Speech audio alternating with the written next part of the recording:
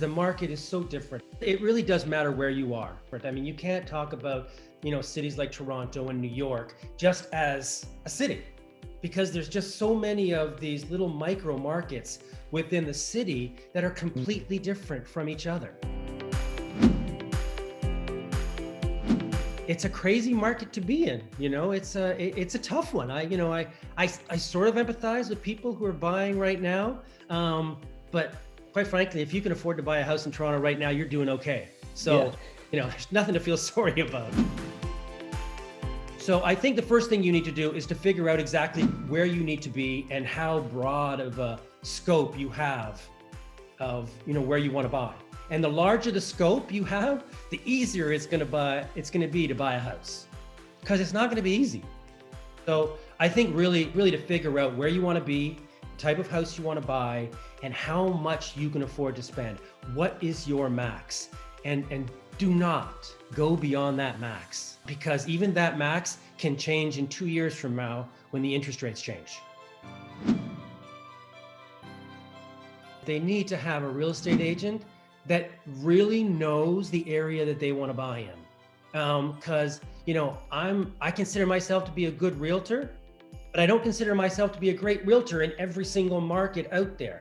There's going to be realtors out there that specialize in certain areas, and that's kind of what you need, because what they are going to tell you is what's going to happen within that little micro market that they want to buy in. How many offers are there going to be? Is the house priced high, low, right on?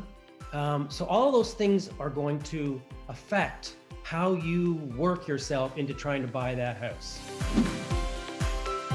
I think you have to go into it making the offer as if there's no other offers. You basically have to make the offer that makes sense for you financially.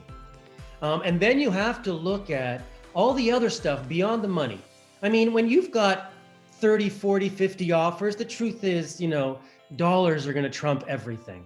If you look at all the offers, I guarantee you the one that won it wasn't $5,000 higher.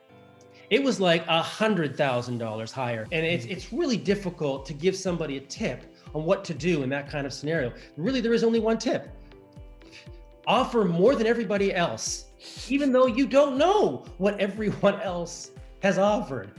So really, that's the only tip. But when it's a normal kind of, a semi-normal real estate transaction, where you might have 4 or 5 offers, then there's some things that you look at. You have to make your offer as clean as possible, without putting yourself in jeopardy, without putting yourself on the line and getting yourself in trouble. So there are some things, and and any information you can find out from the listing agent is helpful. There may be, look at the listing and see, are there inclusions? Is there stuff that they want to leave? If there's a pool table that they've included, you may not want the pool table, you may want to get rid of it, but put it in there, because they probably put it in there because they don't want to take it with them. So any information like that helps the vendor out and doesn't cause you, money or stress, do it.